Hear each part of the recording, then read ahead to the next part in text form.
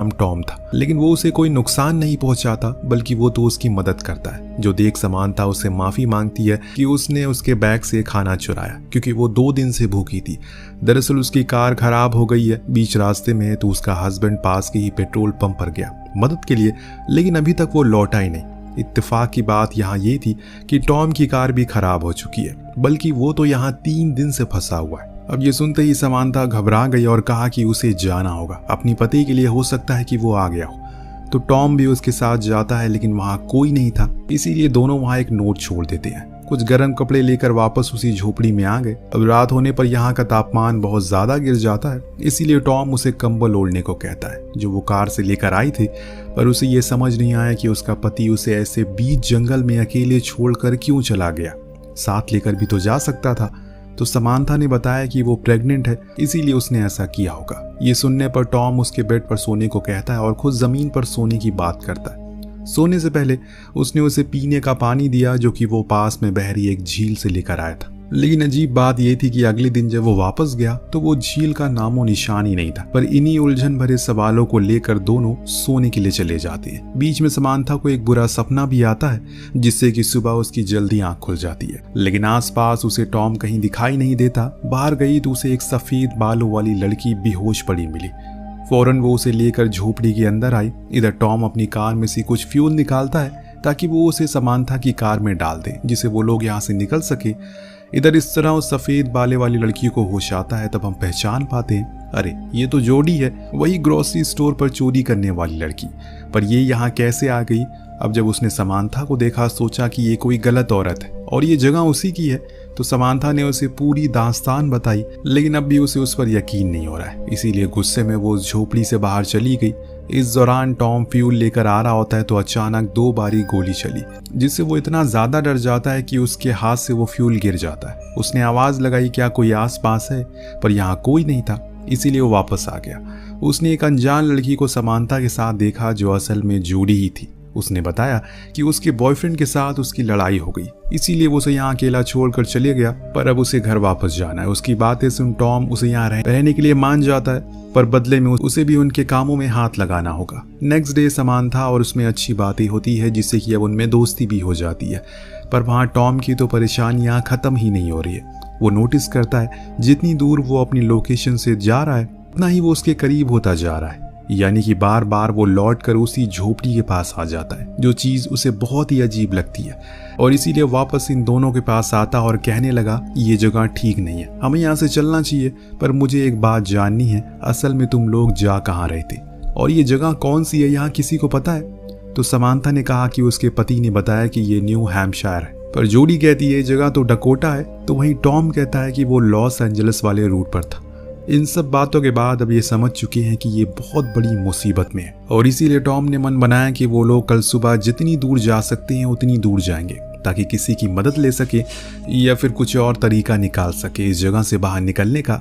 रात होने पर जोडी और टॉम दोनों एक साथ एक बड़ा ही अजीब सपना देखते हैं जिसमें उन्हें कोई इंजेक्शन लगा रहा है और कुछ इसी तरह का समांथा का भी था जिसमें वो दर्द से कर्रा रही है। खैर सुबह हुई तो ये लोग अपना सामान समेट कर चलना शुरू करते हैं। समांथा और जोडी के बीच बातें होती है जिसमें वो उसे अपने अतीत के कुछ पन्ने साझा करती है, जैसे कि उसकी माँ उसे जन्म देते ही मर गई, तब से वो अनाथ आश्रम में पली बड़ी है।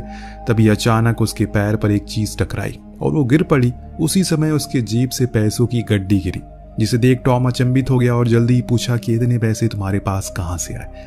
जवाब में कहा कि ये उसकी खुद की सेविंग है जो उसने अपने बॉयफ्रेंड के साथ रखी थी, पर जाते टाइम उसने उसे ले ली। तभी समांथा की नजर उसी चीज पर पड़ी जिसे जोडी टकराई थी। ये एक हैंडल था। जब टॉम ने अपनी कुल्हाड़ी से उसे तोड़ा तो वो असल में एक जर्मन बंकर होता है जिसके अंदर सारी जंगी सामान रखे थे और कुछ कैन फूड भी थे जिस पर नाजी आर्मी का सिंबल बना था। यहाँ समांथा बताती है कि उसके पिता पहले युद्ध लड़े थे, इसीलिए उसके घरों में ऐसे सामान काफी आते जाते रहते हैं। टॉम उन सभी कैन को बाहर लाता है और फिर दोनों को लेकर बाहर आता है, लेकिन परेशानी की बात ये थी कि ये फिर उसी केबिन के पास आ गए थे। अब इनके हिसाब से तो ये सीधा चल रहे थे, पर शायद इनके हिसाब से कुछ भी यहाँ चलने वाला नहीं है। अगले पल हम देखती हैं कि तीनों ही डिनर करते हैं। दिन दोनों लड़की आपस में बातें करती होती है तो जॉडी समांथा से सच कह देती है कि वो चोरी करती है क्योंकि उसके अलावा उसके पास कुछ करने को नहीं है, वो पढ़ी लिखी नहीं है। समांथा ने उसे गुजारिश की क्या वो उन पैसों को दोबारा देख सकती है जो उसने लूटे थे, क्योंकि इतने पैसे उसने आज तक कभी नहीं देखे। तो जोडी खुशी खुशी उसे वो पैसे दिखा देती है, जो देख उसे हंसी आ गई, क्योंकि ऐसा लगा कि वो मजाक कर रही है, क्योंकि उस पर स्टाम्प 1984 का था। उसके हिसाब से वो पैसे फ्यूचर के हैं, पर जोडी ने कहा कि नहीं, वो 1984 ही में रहती है, लेकिन समांथा के हिसाब से ये साल तो 1964 का है। अब ये सब कुछ बहुत ही अजीब था, यानी कि दो औरतें हैं, सेम जगह पर हैं, लेकिन डिफरेंट टाइमलाइन से, अलग अलग समय से हैं। अब जब टॉम आया तो उसे भी यही सवाल किया गया कि वो किस साल से है, तो वो कहता है कि वो 2011 से है। अब ये सुनने के बाद उन दोनों ने अपनी पूरी कहानी बताई। पहले तो टॉम को ये सब मजाक लगा, लेकिन उनके शब्दों के भारीपन को देखते हुए वो समझ गया कि जरूर कुछ तो गड़बड़ है। इतने में अचानक बाहर से गोली चलने की आवाज आई। कौन बार बार गोली चला रहा है? जब देखा गया तो पता चला कि वो कोई अनजान शख्स है जिसके हाथ में बंदूक है। इन्हें मदद की जरूरत थी, इसीलिए वो बाहर आया। उसे कहने लगा कि वो लोग मुसीबत में हैं, पर वो आदमी जर्मन में कुछ बोलने लगता है जो वो समझ नहीं पाया, लेकिन इतना वो समझ गया कि वो उस कुल्हाड़ी को फेंकने को कह रहा है। इसीलिए उसने वही किया। जब उसकी आंख खुली तो अगले क्षण वो तीनों ही कैद थे और वो जर्मन गायब था। अब उन्हें कहीं ना कहीं ये समझ आने लगा है कि हो सकता है कि उन्हें समय यात्रा की हो। वो तीनों ही कैद थे और वो जर्मन गायब था। तो सुन सबसे पुराने सन की समांथा ने पूछा क्या 2011 तक समय यात्रा मुमकिन हो चुकी है? तो टॉम कहता है कि नहीं, ऐसा कुछ नहीं बना था। थोड़ी देर बाद वो जर्मन लौट कर आया तो टॉम की रस्सियों को खोल दिया, फिर बाहर ले जाकर उसे खूब मारा पीटा, दिन अंत में उसे एक पेड़ से बांध दिया। फिर वो अंदर आया और उन लड़कियों से पूछने लगा कि वो कौन है और कहां से आई हैं। तभी उसकी नजर जॉडी के लॉकेट पर पड़ी, जिसके बारे में वो उसे पूछने लगा। सिर्फ समांथा ही थी जिसे जर्मन आती है, इसीलिए वो उसे समझाती है कि वो लॉकेट उसकी माँ का है और वैसे ही सेम उसके पास भी है। तब वो जर्मन नागरिक गुस्से में अपने गले में पहना वही सेम लॉकेट दिखाता है जिसमें एक औरत की तस्वीर थी जो हूबहू समांथा की माँ की तरह लग रही है।